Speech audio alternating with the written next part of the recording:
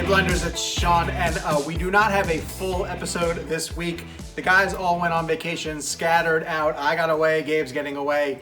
Jake has been gone, Kevin's been gone, but we wanted to make sure that you guys had some fresh content to end out the year, so we have an exclusive interview with Pete Docter, the director of the new Pixar Disney film Soul. Hopefully you guys checked out Soul when it was on Disney Plus. It dropped on December 25th. We recorded this interview with Pete before the movie came out, but it is spoiler-free. It gets into a lot about his process, and we were so thrilled to have him on the show. He was a terrific guest. I think you guys are really going to enjoy this interview. So, without further ado, the ReelBlend interview with Soul director Pete Docter. Hi Pete, how are you? Good, how are you? Thanks for having me. Terrific. We are so thrilled to be able to have you on the show. This is my favorite movie of the year. It's the best thing that I've seen so far. Thank you. That's very cool. I've been able to see it 3 times. It's I just love everything about it. I'm going to start with this one.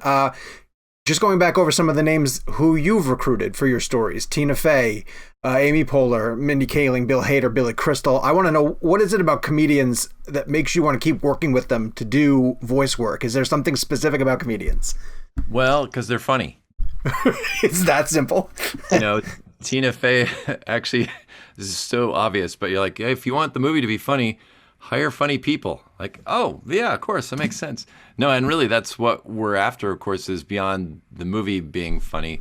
You want it to feel spontaneous, and so we look for people that are good at improvising and bringing, their own way of saying things, which, of course, between Jamie and Tina on this film, we just had a field day. We had so much great material.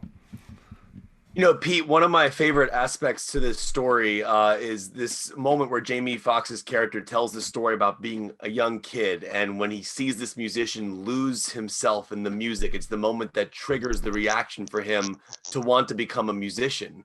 And I remember asking the cast this at the junket, but I was wondering for you particularly, if you had a moment like that in your life when you were growing up, where you saw a scene in a movie or a performance by an actor or something you saw in a film you loved growing up that you think triggered that want to be a storyteller and filmmaker? We know I probably was for me, like, I grew up pre-home video, and so Saturday morning was cartoon day. Every other day of the week, I would sleep, and my mom would be like, come on, it's time for school. But on Saturdays, 5 a.m., I'd be up. I'd be ready for the cartoons. They didn't come on till like 7, but I wouldn't want to miss anything. I just love animation. It's interesting you bring that scene up. To really craft that, I talked to John Batiste, who of course plays the piano, and said, describe to me a moment like this. He actually wrote, there was a previous scene that we cut out where young Joe does go to a jazz club. And I just asked him, tell me now as an adult, what happened there? What was that guy playing? And we just stole almost, I'd say like 90% of that is what John Batiste told me. And we just wrote it down, and that was that scene. Oh, that's amazing. Wow. Love that scene. Wow. Pete, as I was watching this movie, there are so many themes that just kind of, hit me as a fairly grown man. Like, there are very adult ideas and themes and plot points. Yes, fairly grown. I have a lightsaber in the other room, so I can't say full grown. Fairly grown, but there are like very adult themes and ideas and plot points in this movie. And I'm just sort of curious, when you start developing an idea, because it's animated, how much do you have to worry about like kids understanding what your plot is? And because it's such an adult themed plot, do you ever get any pushback from Pixar going like, look, dude, like at the end of the day, it's still a Pixar film. Like we gotta think of the kids somehow. Yeah, well, we try to make films that are, intelligent enough for kids, but simple enough for adults to understand as well. I think kids are really smart. A lot of times you think, oh, this is going to go over. I can't tell you how many times this has happened, like on Inside Out for sure, that adults would watch the film. We had a couple test screenings, and the parents would say, yeah, I don't think this is a film for my kids. They're not going to understand them. And then the kid sitting right next to them would describe the entire film, like pitch it better than I could. Like they totally get it. Kids are smart. And so, I think our aim obviously is for everybody.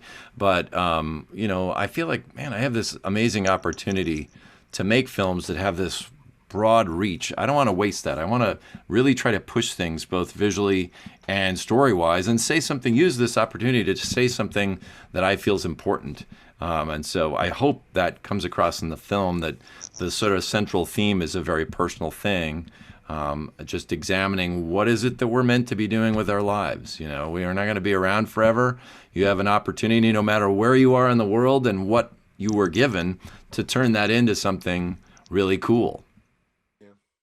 Pete, I've been lucky enough to come to Pixar a couple of times and see the process through these fantastic media days that you guys do. As much as jazz is an art form that thrives on improvisation, animation does not seem that way. It seems to be, as an outsider, something that's very detail driven, and that there's not a lot of room for improvisation. So where does improvisation on the scale of jazz occur in the animation process? Only in a couple places, you're right, because almost everything that you see on the screen is planned. I don't know that there are very many opportunities for accidents or goofing around. Acting, of course, is one of them. We record the voices before we animate, so the actors are free to, take things off in whatever direction that they would like. And then once in a while, there are a couple examples that I can't think of right now on this film where somebody has an accident. The computer or something goes wrong, and you're like, oh, I didn't mean to show that. Hold on. And I'm like, wait, look, let's go back. That actually could work for what we're trying to do. One of them, just from a cutting point of view, Kevin Nolting, our editor, there's one part of the film where it's all silent except for music that takes over. And after the scene played, he's like, wait, I forgot to turn on the sound effects and the dialogue. And I was like, no, that actually worked really well. So awesome. Once in a while it happens. Pete, I was a huge fan of the way you used Trent Reznor and Atticus Ross's music. I mean this as not like an incredible compliment. It reminded me almost like of a Fincher vibe, only because I'm so used to the way Fincher uses Trent Reznor and Atticus Ross's music. Like, it's a Pixar movie, but the tone of it is so incredible. As Jake was saying, I feel like it's going to hit all different types of age ranges. For me, as somebody who's dealt with anxiety and depression in my life, it was incredible to see you visualize what that's like, and kind of like those voices in your mind.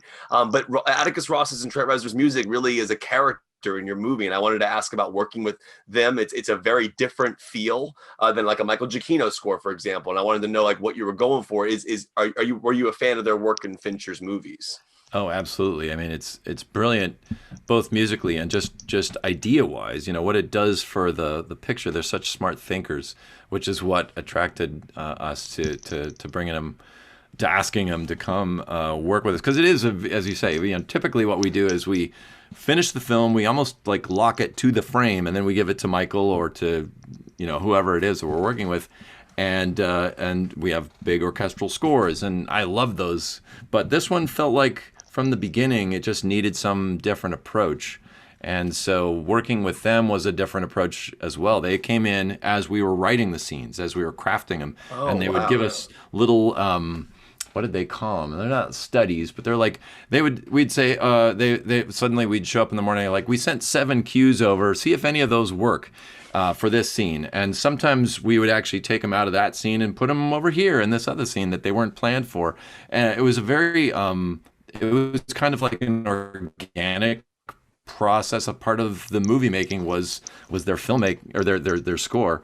And I think the other thing we realized later as we were doing mix, Ren Kleiss, who did our sound design and the mix, is such a huge part of all of that as well. Their music is really immersive. So it's not just like, there's music playing over there. It kind of becomes part of the space. You're in the music, And that's, of course, thanks both to Ren and Trent and Atticus. Mm-hmm.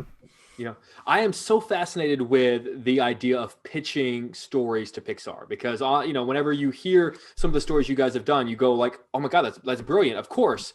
Because your ideas are so good, I always picture like the ones that are rejected are ideas that other studios would still kill to do. But I am curious about what kind of idea. Okay, then to that point, what sort of ideas do you guys just go, no, that doesn't work for us? Because like what is there a through line between all of the ones that have been rejected? No, really the thing I think that they have to have is this intangible thing that makes me go, yeah. All we're looking for is something that makes me sit forward and get and feel intrigued. And if it's less than that, if you pitch something and you're kind of left going, well, it's kind of cute, then that's not going to cut it. It's got to sustain everybody's interests for the 4.5 or 5 years it takes to make these. And, we realize we have a lot of room for building on things. I think any of the ideas that I've had were just little fraction snippets of concepts at the beginning, and then later, as you bring in all these amazing people, it starts to really flesh out and become something that's actually worthwhile. So I think our process itself allows for a great deal of growth as well. I want to ask you about a specific scene, and I won't give details in case people listen to this before they get a chance to see the film. But there's a moment when your main character sits down at a piano and plays a song, and it ends up becoming a very piece of music that's really strong and an important part of his journey. I would love for you to be able to talk to me about the first time you heard the song that you were going to use, or the piece of music that you were going to use to pull out the emotions of that scene. That was a scene that was there from the very beginning in my head, and I felt like, well, not the very beginning, along the way, but it was a key kind of cornerstone that, we kind of think of these movies a little bit like building a tent, where you're like, okay, there's one pole that's up and the rest of the tent's all saggy and stuff, but you're like, oh, look, there's another one, and then we just kind of continue to prop it up, and that was one of the key tentpole moments. I do still remember Trent and Atticus sent us, I think, 5 cues based on this scene, and we're like, this is a super important scene, guys. And they felt it too. I think when we first pitched it, actually they came to Pixar. We screened them a rough version of the film in story reels, which I can talk about if you're not familiar. But yeah. So they were able to watch the whole movie essentially in almost like comic book form. And they were. Do you mind explaining that, by the way? Oh, sure. I mean, I find that interesting. I don't mean to cut your answer, but you said that. I thought it was interesting. Yeah, sorry. Yeah, that's our show. We're really into that kind of stuff. We get very technical. Yeah. Yeah, so of course most people think of writing as typing and words, but for us it's also drawing. So what we'll do is we have a small crew of usually 7 or so artists who do kind of a comic book version of the film. It's a couple thousand drawings usually that we then photograph. Actually nowadays they're digital anyway, and we cut them together with music, our own dialogue that we just record ourselves, and sound effects that we have in the library, and we basically try to approximate what's this movie going to be like. So before we go through the millions of dollars and hours of time that it takes to make it, we do kind of a dumb, stupid version of it, and it allows us to sit. We even go so far as to put the little Disney castle and the hopping lamp at the beginning. So we really try to hypnotize ourselves like, okay, this is the movie. Pretend this is the movie. And then we are able to go up into a room with a bunch of other filmmakers and talk about what worked and what didn't. We just had one earlier today on a film that Pete Sohn is directing. He did Good Dino. And so Pete is part of our brain trust, and Andrew Stanton and all these people, other fellow filmmakers who are struggling with the same problems that we are, and also have really brilliant suggestions. So, we're then able to say, all right, great, we got all these ideas. Let's scrap that thing we just did and start again. So by the time you see it, by the time the audience sees the film, I'd say it's usually about the 7th or 8th complete version of the movie that we blew up. Wow. And did again. That's amazing. But going back to what Sean was saying, that you said you had 5 cues, and so the music. Yeah, so they saw one of those versions, and I was super nervous because I was like, okay, this is really rough. And for a lot of times, people aren't used to watching reels. It can be like kind of a head scratcher. But they watched it and they came out and they're like, we're kind of blown away, not only by the story, but like the theme of it. And Trent talked about himself and how personal it felt to him. This idea that maybe someday when I can finally play a stadium show, he said, then everything's going to fall into place and I'm going to be kind of fixed. I'm going to be a whole person. And he talked about the moment of playing the show and going backstage and realizing everybody went home. Everyone's gone, and I'm the same guy Right. And and that was of course the whole point of telling the story. So for him to really resonate with that was super promising. So when they delivered these cues, they were all beautiful, but this one particular just felt so perfect for what it was we were trying to have the character. It's a sadness, it's a kind of a melancholy, but it's also got this real hope and optimism. How you do that, I don't know. Those guys are crazy good, and music is mysterious. Oh my God, thank you so much for sharing that. I really appreciate it. That scene meant a lot to me. Yeah, we Sean and I. Yeah, that's this movie has meant so much to us. We've been discussing it for so long now, and I cried, like ugly cry, like the gagging ugly cry where you're not making any sounds, you're like kind of gagging. That's like opening 20 minutes of up cry. Like that. That's kind of where we were again. Yeah, which is another one of your films. That's good to hear, because it was also a bit of a challenge that I wanted to throw down for ourselves. Because most of the films, if you really step back and like analyze it, which I try not to do a lot, but if you look at most of our films, it's like, you really should just get along with this other character, right? That's the resolution. And I was like, how can we do this in a way that, that ends up being an element of it, but can it talk about something more? The answer isn't just fixing a relationship, and still get people emotional. I don't know. That was the goal. Well, that it worked for all of us. As I told you, it's something, this was, in my opinion, I've never seen a film visualize what the darkness of your mind can do to you. And then that light you're looking for. And then it just was so inspiring, to be honest with you, just from a personal note. One thing I find really interesting, though, is looking at the history of Pixar. I remember seeing the first Toy Story in like 95 with my grandparents in Florida. When you saw Pixar for the first time, it changed everything from an animation perspective. And I believe your first feature was Monsters Inc. in 2001 with Pixar. And it's 19 years ago. We're 2020 now. You're releasing another Pixar film. I'm interested to know the animation and directing changes that have occurred. Like from you looking back at 2001, the way animation was done, the way you directed, what has been a similarity through the 19 years, and what things have changed in your process from a filmmaking perspective? Well, I was supervising animator on Toy Story, and a lot of these answers might not be very interesting because they're very technical, but there were things like we couldn't. We're into that, man. All right. Trust me. There's this thing called go. Yeah. This is old news now, but inverse kinematics. So if you imagine the root of a character is the body, I want him to appear to be standing. In order to do that, if he shifts his body, I have to reverse engineer the angles of the hip, knee, and ankle to get those feet to stay nailed down. We didn't have a computer solution for that when we started Toy Story. So you'll notice there's a lot of shots where they're like cut off at the knees, so we don't have to show their foot contact. We had to hand do those scenes until somebody came up with a tool called ICT, which is inverse kinematic tool. And so you'd nail the feet down and you'd run this tool and you'd get the shot back and the feet would be going and you'd have to nail it down again. It was just crazy. And I was through the whole thing going, shouldn't a computer be able to do this? Math, right? Sure enough, later on in production, kind of midway through, I guess, somebody came up with a way of making that a little bit better.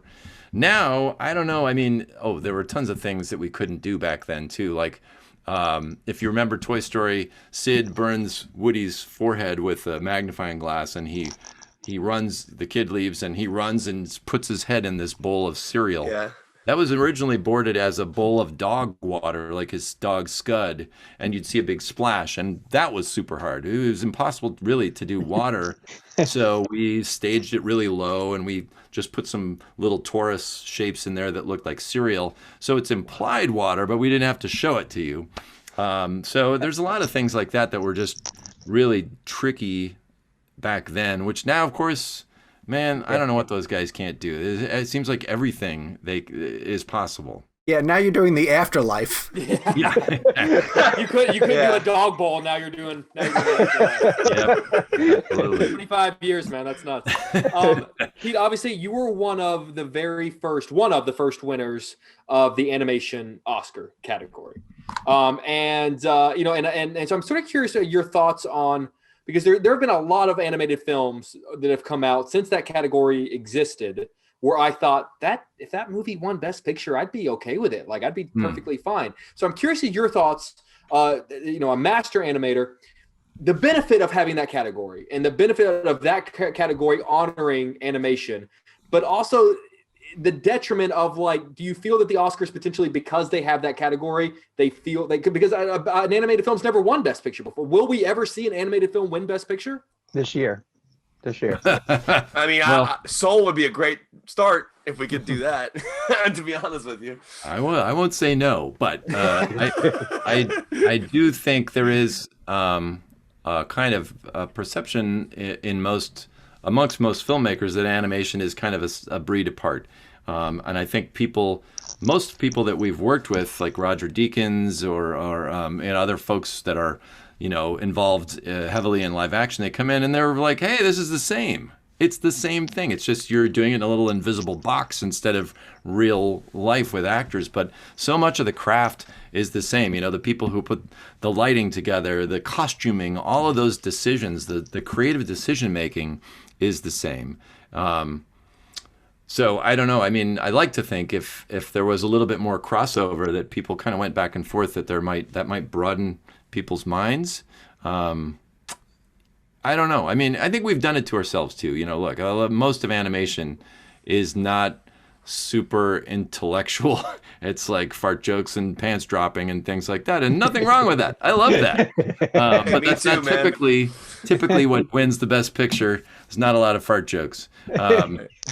So hey, I still think Dumb and Dumber should have won an Academy Award. There you go. Jeff Daniels in that toilet scene. He makes his man. argument a lot on the show, honestly. His comedy doesn't get the representation it deserves. It's That brilliant. is true. And comedy is hard. Yes. It's super hard. It's really hard. But so I was just going to say, I think it's kind of up to us to up our game. So, Pete, one of the elements that we've retained from watching the movie around my house is Quiet Coyote. It is so effective. Anytime that my kids are getting in my face, I'm just like a Quiet Coyote. And it's so strange to them. Sean's wife is doing it to him. When I got you for the press junket, I was able to, you confirmed that you guys used the sound of the bug zapper, and you talked about the fact that you got pushback for that. And then as we were running out of time, I mentioned that I didn't think John Ratzenberg was featured in this film, and you said he was. And I won't ask you to tell me who he voices because you were being coy, but could you give me another hint as I continue to go through and find out where he is? You can straight up tell me because I want to know. I'm kind of okay. There's nothing holding me back from telling you, but I'm also kind of wanting to just see if the regular viewers will catch. Is it obvious? Or am I just missing it? I like to think it's obvious, but not in the way you're expecting. Okay. That's all right. That's fine. That's the next hint that I will take. Yeah, okay. Pete, we'll end on this because obviously there's been a lot of news recently with theatrical and streaming, and there's a lot going on in the world of the future of cinema. I've seen every Pixar film that up to date through in cinema, and it's always been a great experience to see it with people. And honestly, watching Soul at home, the emotion and everything still hit me exactly how I felt in theaters seeing the other Pixar films. But I obviously miss being around people, and I just wonder for you what your thoughts on the future of theatrical. And I mean, I know because Disney has always been so great about putting their movies in theaters, and I know they always have been. So I'm wondering what your thoughts were on the future of theatrical and streaming as well. Yeah, I mean, I'll be honest. My heart breaks a little bit to think that out of 23 films, this is one that's not going to be released in theaters. There is something about that communal experience and the immersiveness of it, and the fact that you're not going to be like answering the phone at the same time and preparing dinner. But on the other hand, I mean, at this point in time, I think we're so fortunate to have Disney Plus. There's no way people would be able to see this movie at all otherwise. So, it's incredible. And as a fan, I think, as we talked about, I fell in love with animation as a kid in the house, not going to the theater necessarily, although maybe it's somehow instilled in my head that way as well. So, it's most tragic probably at this point is the fact that we have not been able to show the very crew that made the film our own film. Yeah. We tried to get them into the theater, into the studio at work, but we're not allowed to return to work right now. We even tried to set up drive-in theaters, and that got shut down like 2 weeks ago. So everybody's going to see it the same way. Well, I'll tell you, right from the get-go, there's a gimmick that you guys do with the Disney theme song that I won't give away. It's so out of tune. It's the best. That gets people's attention that they will not be checking their phone, or it tells you this is different. Pay attention. You're in for something special. That's one of the told most my girlfriend- immersive openings I've ever seen. Like I looked over at my wife and I'm like, wait a second. Is our TV messed up? What's going on here? I told my girlfriend that I had the screener for this movie, and she's like, "Oh my god, like please don't watch it without me. Like wait for it." And I was like, okay, fine. And naturally, I just pressed play and watched it. And I told you I was